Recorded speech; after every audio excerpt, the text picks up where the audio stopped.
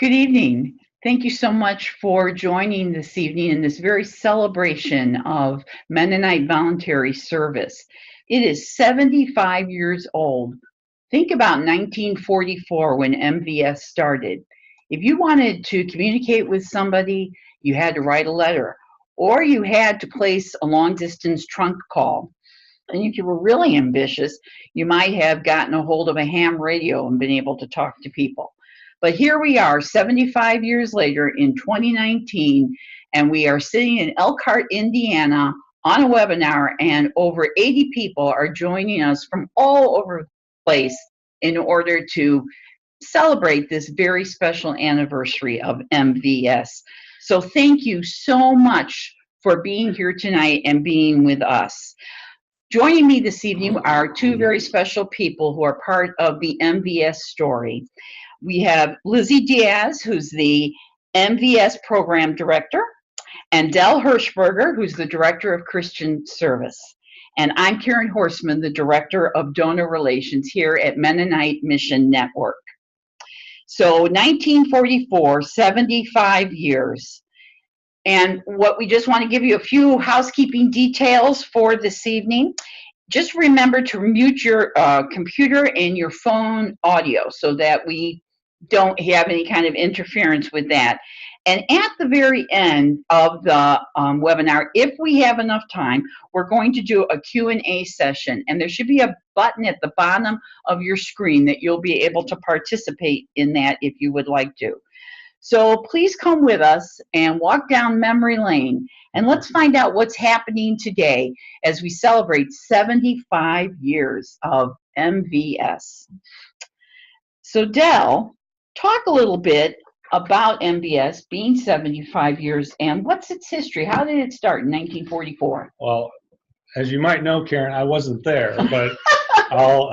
from the best that I can say. Actually, it's really, we were talking earlier about things that were going on in early 1940s.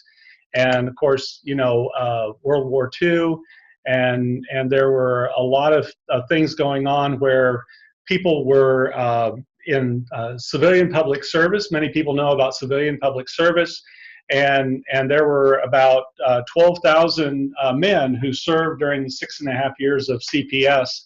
But in 1943, actually, there were conversations going on, and particularly in Virginia, where there was pressure by the government civil defense agency for young men to serve for the military.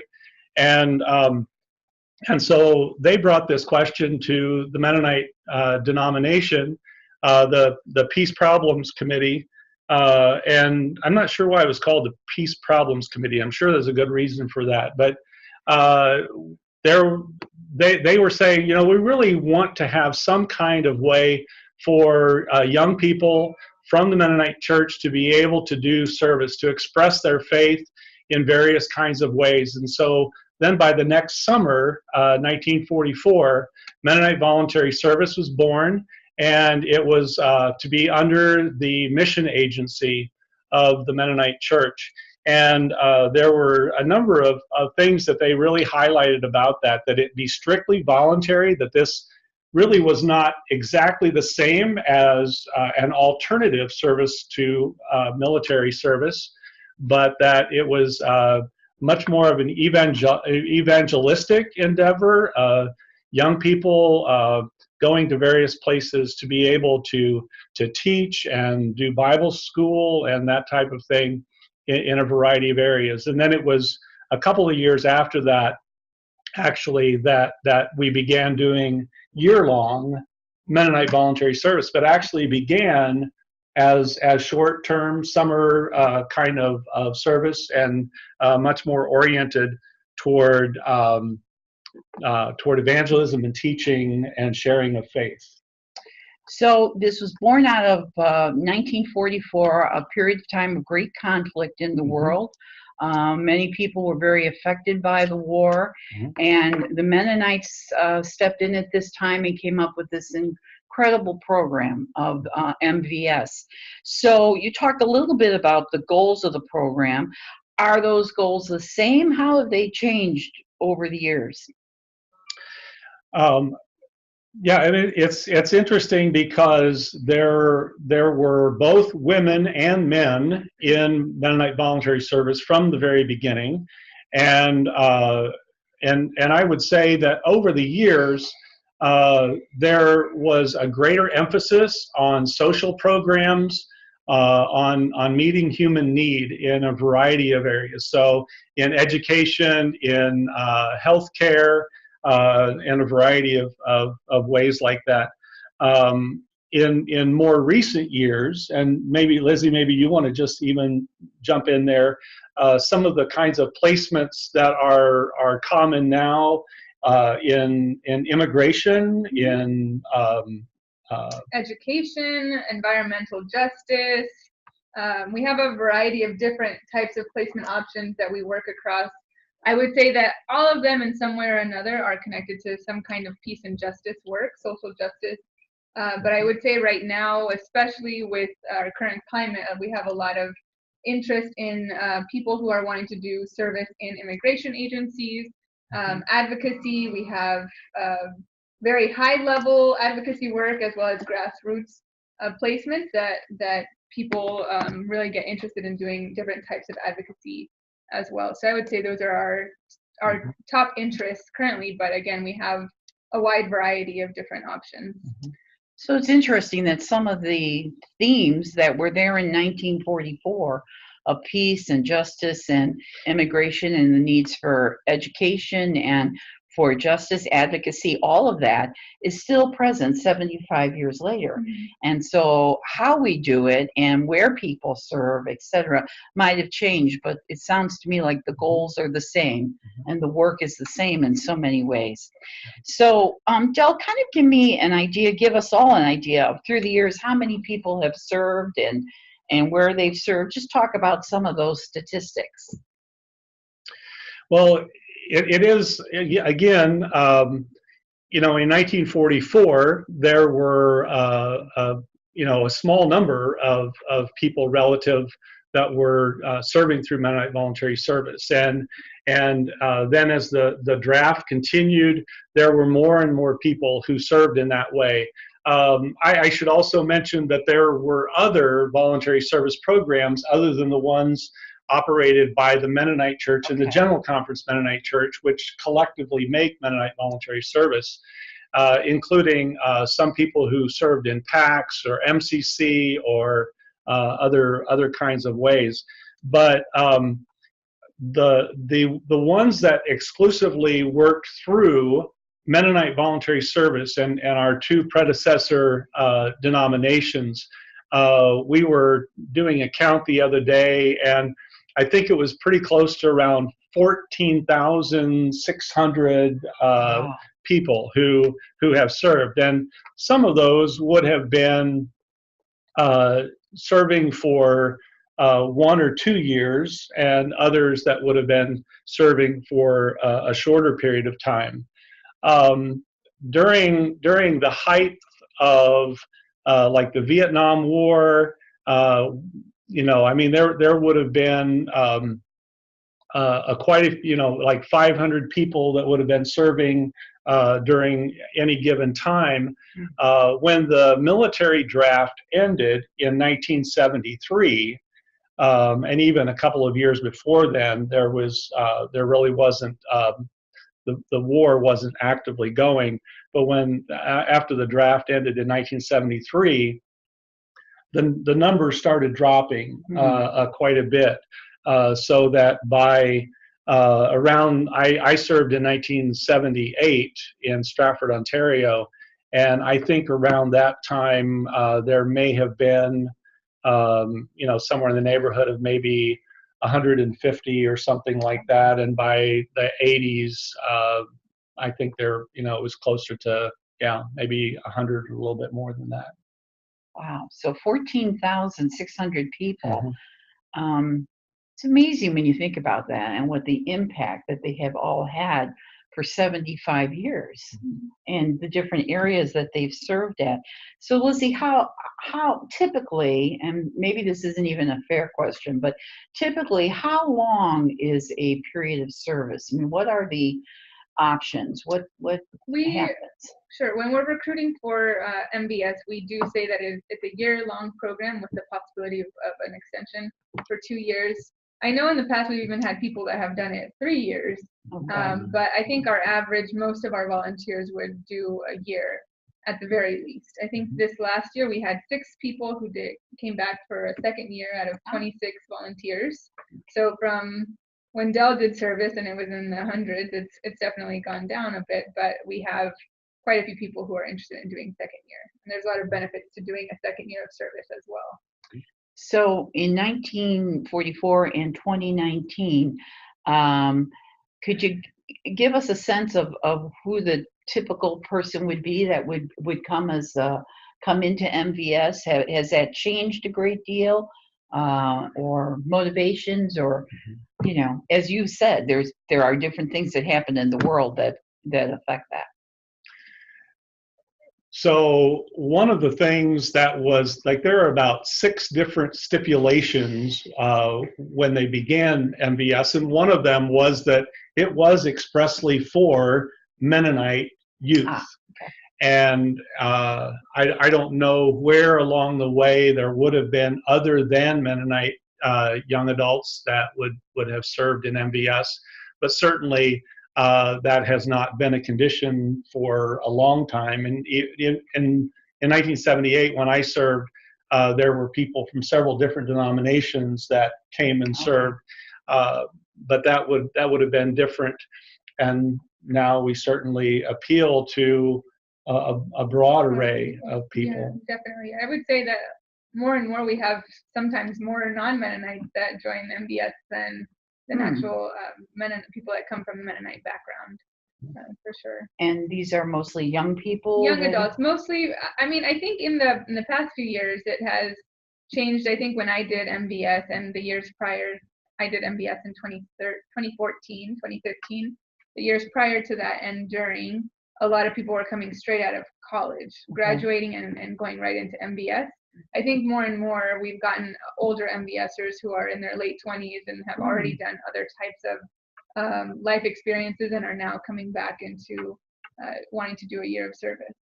And where did you serve, Lizzie? I did service in Manhattan. I was with World Vision International as an advocacy officer at the UN. Oh, very interesting. It was a great experience. So, all right. So that's just a little bit of gives you a little bit of a taste of 75 years that MVS has flourished and is still changing people's lives, both those who serve and those who are served by our MVS volunteers. So I know that we have a couple special guests, and Dell, take it away. So I understand that one of the risks of talking about a program that's been around for 75 years is that there are people who experienced many different MVSs along the way. MVS certainly was different, as I mentioned, in 1944. It was different when I was in service. It was different than when Lizzie was in service and now. And so we wanted to get just a little bit of a snapshot into the lives of some of our alumni and a current participant. So we've asked 2 of our guests to come on, and Linda Laughlin is going to be joining us first, and then we actually had an additional guest that is not able to be on tonight, but he gave us a little bit of his bio and the things that he's been doing. So we hope to also insert Stefan Baumgartner's story into this as well. But Linda is going to be our first guest tonight, and she comes to us from Denver, Colorado. And Linda, if you want to, just to begin with, you want to give us just a little bit of a snapshot of when you served and what your placement was. Sure. Hello, everybody. I'm Linda Laughlin-Pettit. I am in Denver, Colorado, as he said, and I actually moved out here in 1989 to serve a year service. And like you had said earlier, I was one of those that came in straight after college. So I was placed at an organization called Family Tree. They provide a domestic violence shelter and counseling, a homelessness program. At that time, they had services for abused and runaway youth as well, and a kids counseling program. And quite frankly, the whole experience was transformative. I have stayed in the domestic violence prevention arena ever since. When my year was up, they offered me a job. I took it, and I did not leave Family Tree until 1996. So. So I'm interested, just from the beginning, what was it that prompted you to join in Mennonite Voluntary Service? You know, I'd always had the notion of serving in the back of my mind. One of my majors was in human services and really wanted to help people. I had one job offer straight out of college that just didn't really excite me that much. So I decided this was a good time to do it. And so I struck out to Colorado. I didn't know anybody, at least not in the VS unit or at my placement. And thank goodness it all worked out really well. So tell me a little bit about, like, what was your living situation like in your voluntary service unit? It was interesting. There was a married couple. They were Mennonite. There were two single men. Neither of them were Mennonite. And then there was myself. And honestly, I saw one of those men maybe twice the whole entire year I lived there. He didn't eat with us. He stayed in the basement, didn't attend the same kind of church with us, and just, that was really weird. 3 of us did attend a local Mennonite church, and we're the ones who really bonded. I found that the other guy, he was super nice, but because he didn't share in the same faith journey, I wouldn't say he was an outsider, but he didn't participate with us as fully. So, I'm sorry, I think I forgot the rest of your question. Yeah, no, it's all right. I think if you can just kind of reflect back on your term of service, and what is the thing that you would say probably was the biggest change in yourself as a result of doing MVS? Well, it totally changed my career path, that's for sure. Wow, at one point I had thought about going to law school and decided I really wanted to stay in this arena. I absorbed so much during that year about domestic violence and the families it affects and the ripple effects of domestic violence. I had some incredible mentors at that placement, just incredible. And they actually helped me then go on and further my career. I eventually became the executive director of another agency that works or did work to end domestic violence. And now I'm seeing it through the lens of the criminal justice system, and everything about that year, all those lessons learned have stayed with me. They're with me every time I help another victim or look at another program. It truly was transformative. Yeah. So, what advice would you give someone who is thinking about doing a year or term of service?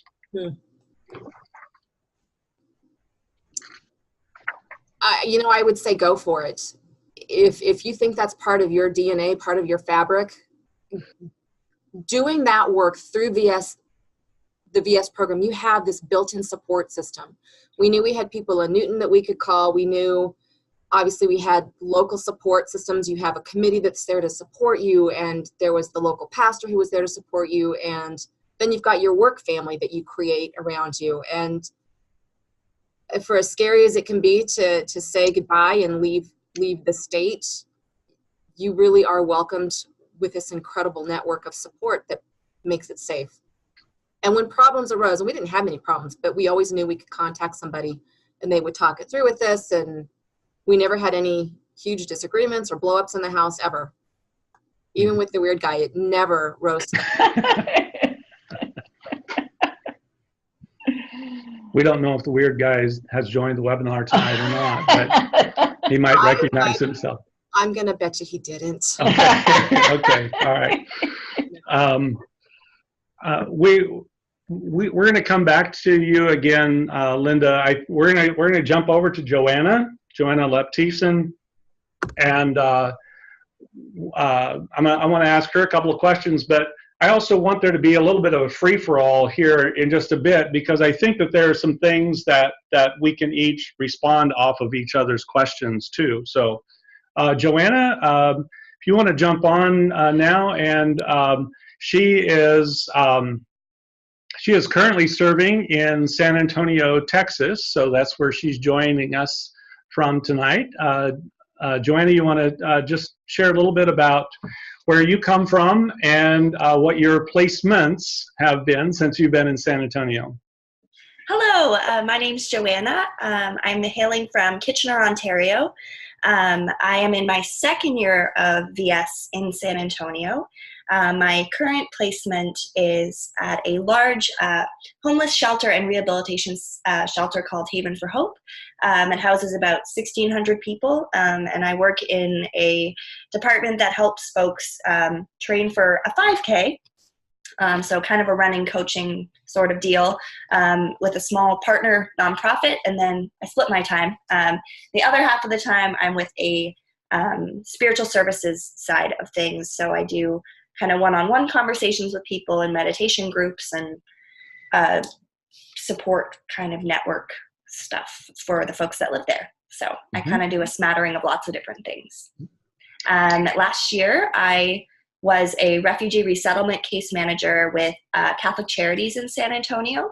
And I did that and I loved it. I am a very hyperactive individual and wanted something that was a little bit less sitting at a desk. So I discovered Haven for Hope and decided that I wanted to use some of the concrete skills that I gleaned as a refugee case manager and use them in another context. So that's how I ended up here. And I'm in the same home as I was before, same city and one of the same roommates, just a new placement. So. Okay. Say just a little bit about the house that you live in and who your housemates are. Sure.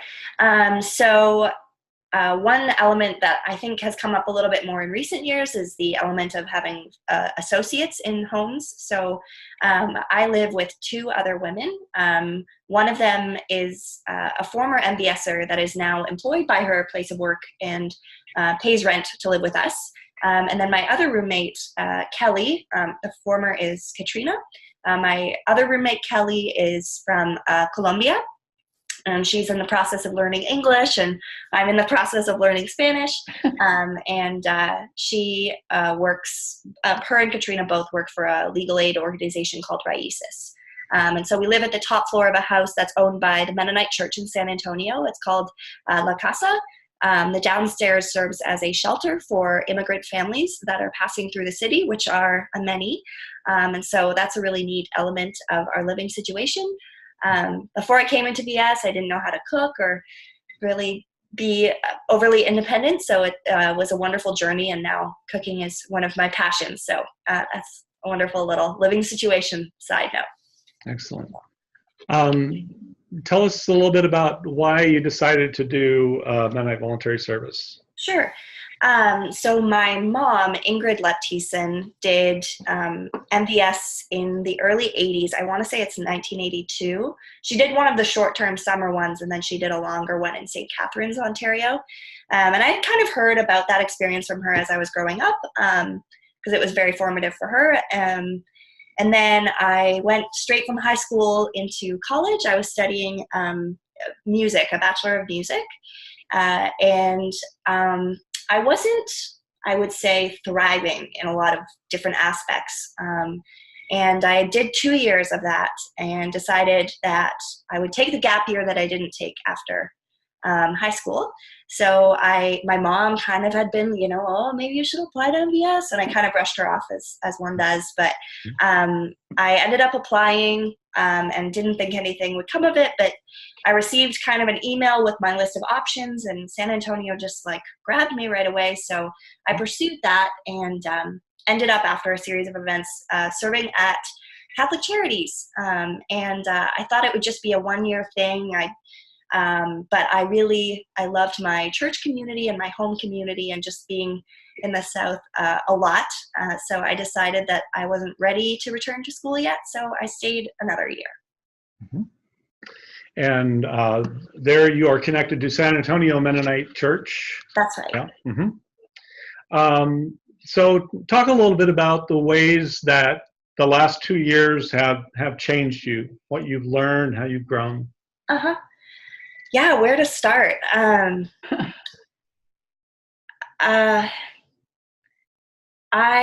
would say now this is often music programs in university push one to be rather self-focused, I would say, would be the right way of putting that, in terms of really you're in or you're out in a lot of senses, as far as putting your whole life into one thing. And I'd always in the back of my mind had kind of a passion for social justice, but I was always just on the streamlined music track, so I didn't really think too much of it. And so that's really, this whole experience has been absolutely the best experience of my life. And I'm not just saying that, but really it truly has been just a wonderful life-changing experience of growth, to discover new passions that I didn't know I had. I physically, I never ran a single mile, but I recently did my first marathon. And that, I mean, it helped that it's warm all year round, but that was something that I fell in love with when I moved here. I learned to cook. Finally, both of my parents are pastors, and so I never really had a church community that was just mine, and that was my own identity, I guess, or I wasn't attached to my parents or anybody else, and had my own gifts that weren't theirs. They were just mine. And so it's been really special to be able to use those in my church. I'm the lead music director at my church, and that's really wonderful and something that I will greatly miss. So in a lot of ways, it's pushed me to expand, maybe reconcile a relationship that I had with the church, and grow in new ways. Working as a refugee case manager was so challenging and wonderful, and really brought in my worldview. And then now working with folks that are dealing with addictions has been eye-opening in an entirely different way. And I hope in the future to continue to kind of blend passion for music and also passion for social justice in some capacity. I'll be starting at Canadian Mennonite University in the fall, and doing my last 2 years at it. It's not where I started, so I'll be transferring there and doing my last 2 years there. And I know that community is really vibrant and full of lots of opportunities. So I'm looking forward to seeing how I can use my time here to its benefit. Good. One more question for you as well. What advice would you have for someone who is considering doing a year of voluntary service? Mm-hmm. Well, I would say maybe build up a little bit of a savings account. I would say just don't have any expectations. This was all such a last minute idea and process for me that I really didn't have any expectations. I just did it, and that ended up being the best thing, because things happened as they happened, and I laughed at experiences instead of freaking out about them. And it ended up being a really smooth transition for me, I think, because of that, just letting it, what happens, happens. I ended up being really close with my roommates. I had one of them move away, and one of them remains here, and we get along great. So that's been really wonderful. So I would just say keep an open mind with whoever you would live with. The other thing would be financially, just immediately stop buying lattes, and it will save you so much. That would be the first thing. And also, even if it's like, oh, it would have been great if it weren't for my terrible roommates, I think using the mindset of, but now I'll have so much better conflict management skills. So just those kinds of little twists in how you look at things can be really helpful. I've certainly had lots of moments of growth in relationship building and conflict management, and living simply wasn't something that was really on my radar before, but keeping an open mind to that, because it is really freeing. Yeah, I guess those would be my tidbits, not super helpful. That's excellent. That's excellent.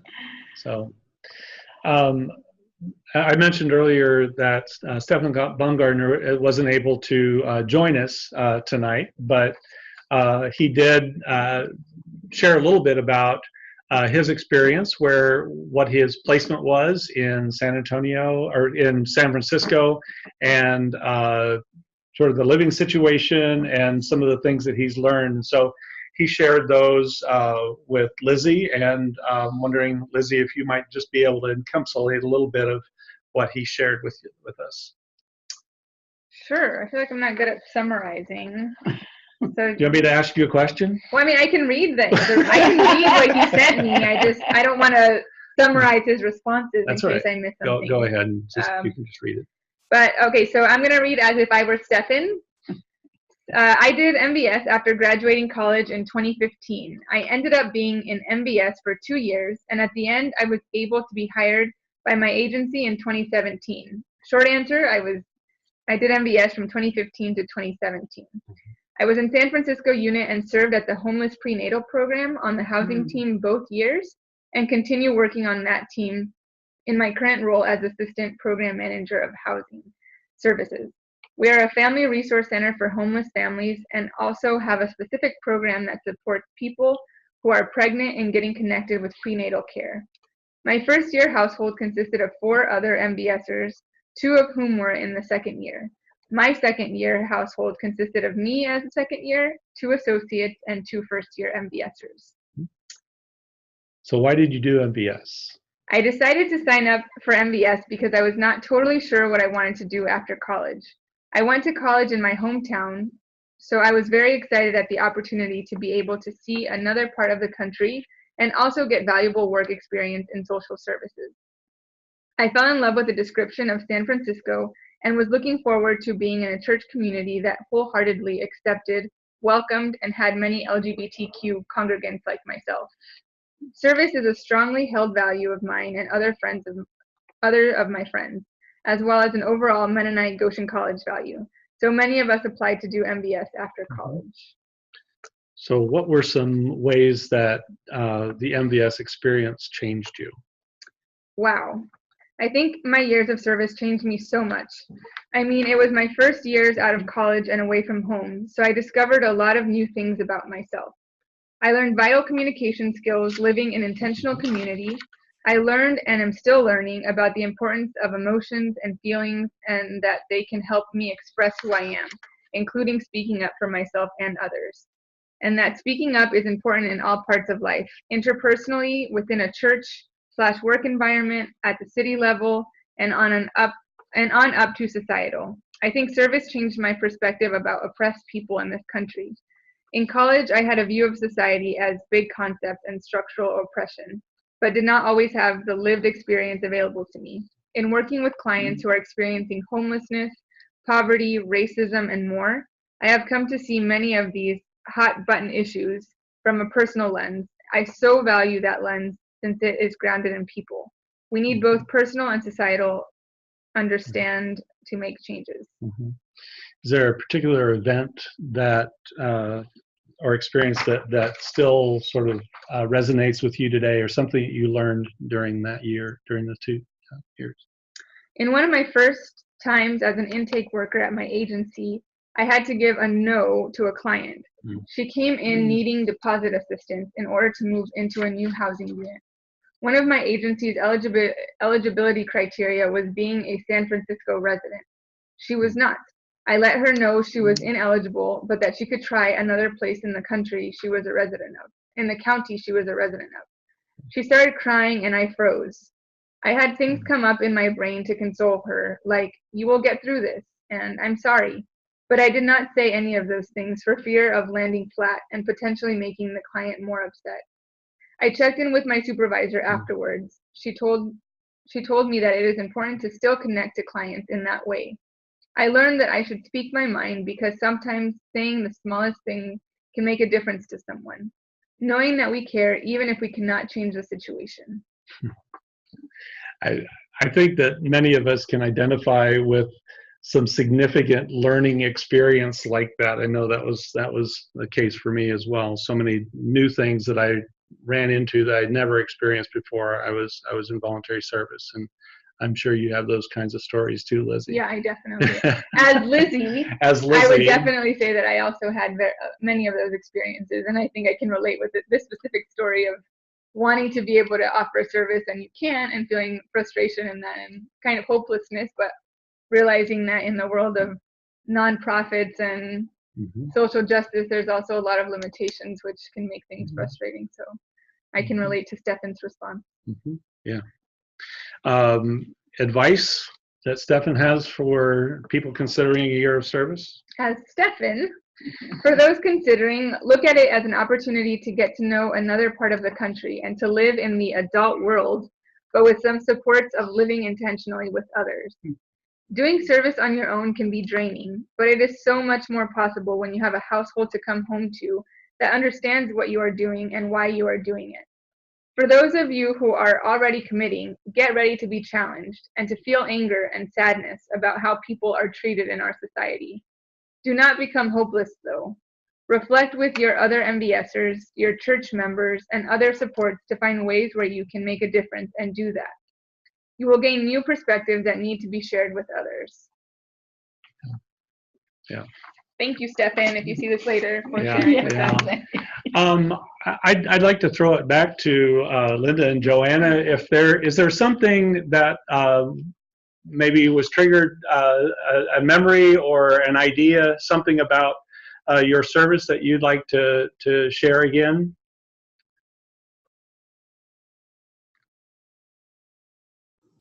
I think Stefan said something about be prepared to get angry. For me, I was able to take that into a call to action and further the work. And I really want to echo what he said about a great opportunity to build those work contacts, that career development. I always felt like VS did a great job of vetting the agencies that we were placed with. And so there's some comfort in that, knowing that you're going to a group of individuals who really have something to offer, as well as gain from what you're giving in terms of your time and your expertise to them. Yeah, I would add, oh, sorry, go ahead. No, go ahead. I would add also, as far as, I think one could assume moving to a new city, probably where you maybe don't know anyone, would assume loneliness.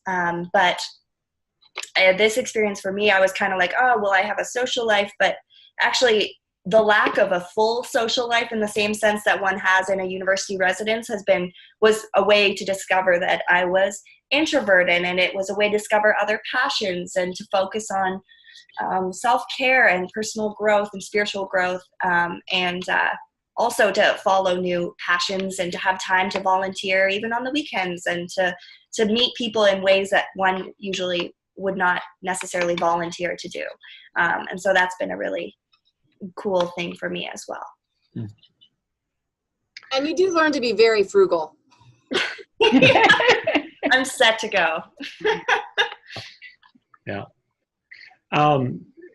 For me, so when I was in Stratford, Ontario, for a year of voluntary service in 1978, and the several placements that I had, I primarily worked with a home remodeling program for people on fixed income. So a lot of senior citizens that didn't have resources to be able to do repairs on their homes and that type of thing, we would do that work at a nominal fee. And really found that very meaningful to be able to help folks maintain home ownership. The other thing that we did, and this was in '78, we had a glass recycling business. And it was pretty rudimentary kind of glass recycling. We would go around to all of the restaurants in the city and pick up glass bottles in 55-gallon drums and take them back to a building that the city provided for us. And we had this drum with chains that just were on a motor, and we would throw the bottles in there and crush them. And eventually, after we got a big enough pile, then we'd contract with a truck to take the glass to Toronto where it was recycled. Wow. And I mean, this is we were on the front edge of this recycling business anyway. But it was interesting. But the thing that I remember, and I learned so much responsibility. I had responsibility for going out to meet clients and doing the work and building and meeting with them and everything. And it was just very significant kind of work experience for me. But life in the household really was a highlight for me. There was sort of a transition sort of in the middle of the time that I was there, but we would sit around in the evenings after everyone got home from their work. We also worked at a teen center in the evenings a lot of the time. And when we got home at night, we'd sit around and drink tea and some desserts or something like that. But there were so many deep conversations about, our faith and ways that we put our faith into action and stuff like that. And it was just a really super meaningful time. And we're actually getting ready to have a reunion in Stratford this August. So I'm looking forward to meeting with a bunch of folks that I had the privilege of living and working alongside during those years. I took some time in between high school and college, which is when I did my voluntary service. And it was really an important year for me in terms of finding a lot of questions that I needed answers to. And I think that would really stand out for me as well, was that there were just a lot of things that I was confronted with during the year that really prepared me to go on in my education as well. Lizzie, you want to talk just a little bit briefly about your experience in your household situation? Yeah, I feel like there's a lot of things that come up as I hear everyone else talk about their experience. Like I said earlier, I did voluntary service 2014 to 2015 in Manhattan, New York. I was working with World Vision International as an advocacy officer at the United Nations. And I think, I don't know if this has ever been true, but currently the Manhattan unit has a pretty different, unique living experience. Our unit lives within Menno House, which is an international guest house within the city. So there was 3 MVSers living at the house, but then it's a 10 resident home. So there was 3 MVSers, and then there was 7, I guess we would call them associates or other residents who are living in the city. And in addition to the 10 residents, there's 3 guest rooms. So they have people coming in and out all of the time that are visiting the city for different reasons, whether they're coming for some UN meetings or they're just traveling and they have connections to the Mennonite world, what have you. There's just a lot of different people coming in and out. And so I think for me, that was a really great experience.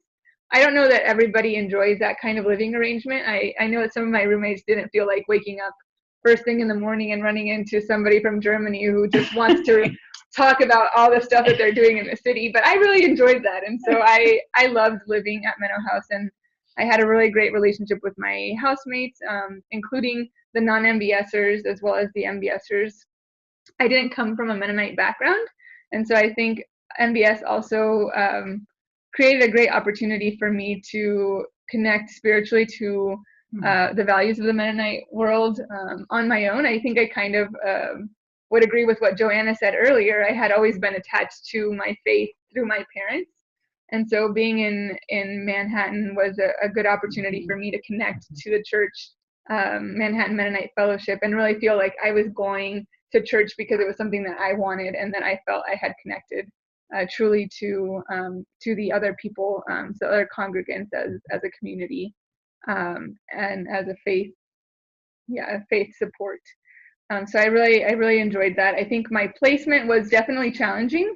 I think I worked with a difficult supervisor, but all in all, I think that was a very great learning experience for me as well. I think, as Joanna also said, It's really important to be able to take negative experiences and transform them into something positive. And I think for me, it was really helpful. I've always had great supervisors that gave me good management and a lot of affirmation and just a lot of positive things that when I worked with someone that didn't offer all of those same things, I struggled, but it really taught me how to work with different people in the working environment. And so I really appreciated that.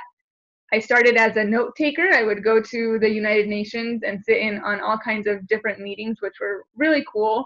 But I was note taker, and so I was taking a lot of minutes. And I think my first few months just feeling like I was doing like work that didn't really have a purpose.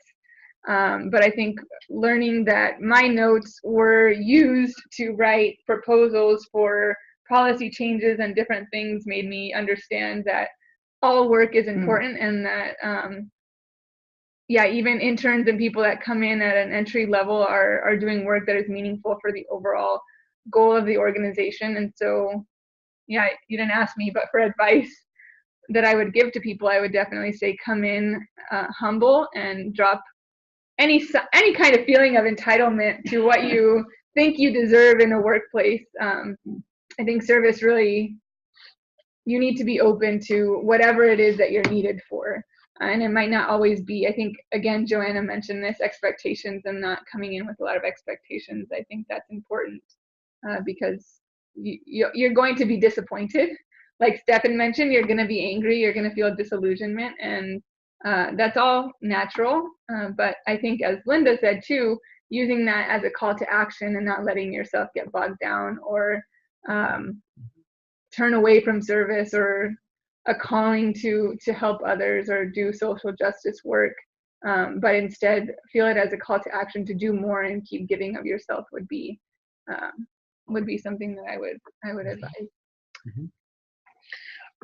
You mentioned that, working with a difficult supervisor, that was a good learning experience, something that you might need to have later in life. So yeah, it's good. Later in life, but not currently. Not right? Currently. Yeah. I have a great supervisor. Yeah. Thank you. I had to beg for that, but I don't think we're going to have time for questions. We're going to turn it back over to our esteemed host for this evening to kind of wrap us up for the evening. Well, I just like to ask Del just a quick question, and then I'll wrap things up. What do you see as the future of MVS? Well, I mean, we're in a really challenging time, I think, as the Mennonite Church. There have been fewer people who have come to participate in MVS and some of our other programs. But I think that it remains just one of the really important things that we do as a church. And I think it provides such significant opportunities for leadership development. And, I know that for my own children, when they have engaged with congregations that are really engaged in mission and ministry to their neighborhood and their city, it's really given them a lot of encouragement about the church. And so I think that there are some things that we really, really value about Mennonite Voluntary Service and very much want it to continue. So we work in partnership with a dozen local faith communities, Mennonite churches, and we're looking forward to being able to continue doing that. And the more participants we have, it would be a real wonderful problem to actually have to expand and invite some new congregations into partnership with us. But we certainly are looking forward to who the new young people are who come to serve with us, and hope to continue finding wonderful placements for them where they can put in that their faith into action. Yeah. Well, as we head into our second 75 years, we would like to kick that off with a campaign. And it is the MVS 75th Anniversary Campaign. And we're wanting to mark this special occasion of 75 years by asking you to prayerfully think about celebrating MVS and to support its future with a gift of $75. And you can make this gift online, and we have the URL there. But as it says on the bottom, all gift amounts are thankfully received. So it's $75 for 75 years. But all gifts are wonderful. Can people make like $75,000? They certainly can. Okay. Thank you, All right. Del. Okay. Yes, they certainly can. They'd like to do 75,000 or even 175,000. I mean, please don't feel there's any limitation. Or if you can only do $7.50. Yeah, $7.50. $7.50, and then tap 75 people on the shoulder and bring them to our program. You don't even have to have a 7 or a 5 in the gift amount. So this is what we're starting tonight, and what we want to do is that we're going to this will be through an intense period of time through the end of the convention on July 6th, and we have that up on a screen on a shot. We're having a little technical hitch here, but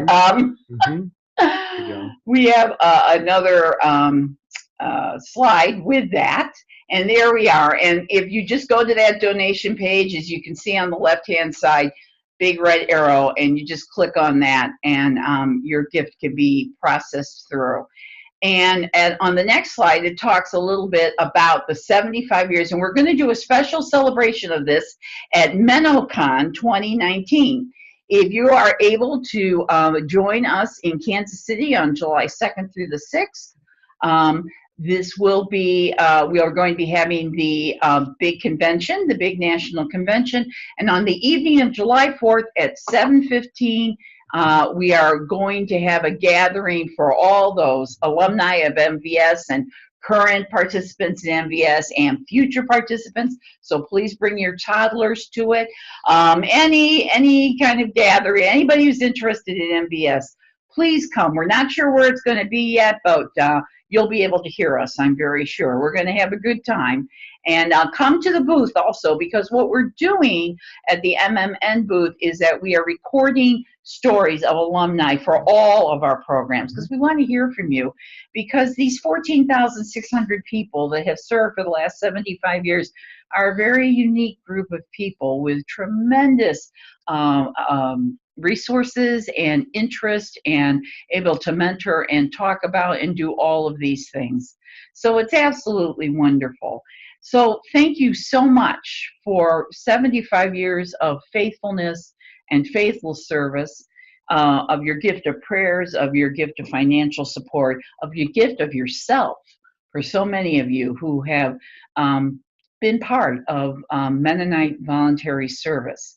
And Del or Lizzie, do you have any last thoughts or anything that you'd like to say? And I would just add, as I talked about my role as an MVSer, I think in my role as director, something that I've really valued has been getting to hear the stories of people. yeah, I get absolutely. to travel to all the different units and just find out how many of our past MVSers loved what they did so much that they stayed and became a part of that community. And that's been beautiful to see, getting to talk to the placements that our volunteers work with and hear how invested they are in the MVS program. Just all of the wonderful stories have been great to hear.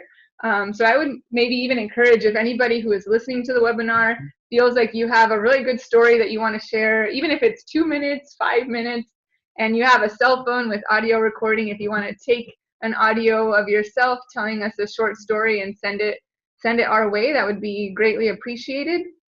I would also say, in terms of, if anybody is listening who is interested in doing MVS, please feel free to touch base with me or Del. I know Joanna also mentioned that she would be more than willing to talk to anybody who is interested in doing service. And so my contact information is on the website. If you go to Mennonite Voluntary Service, you can find my contact information, and I can answer any questions that I can answer. And if not, I can send you to Joanna or Del. And even if you yourself are not interested in doing MVS, if you know of any youth or young adults or anybody who is interested in doing any kind of service, this is an MVS webinar, and we're happy to have you. But we also, Mission Network has lots of other different service opportunities, so feel free to be in touch with us. We do have one question, if we could, right before we leave. Okay. And it says, if I'd like to donate via my company's match program, should I submit details for MMN or MVS? And this is Melissa McGregor.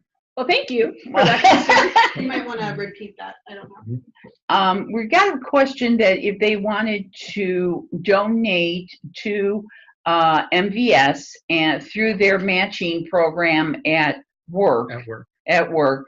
MMN or MVS? That's a good question, and I would think that it would be at MMN because MVS is a part of MMN. So, and also like Melissa, if you want to need further information, go on our website and you know, you can get in touch with me via that way, and I'll be able to answer any questions that you have. So thank you for that wonderful question. So Del, you have any final thoughts? And that would be contacting Karen Horstman, and you can find that on the website. Yeah.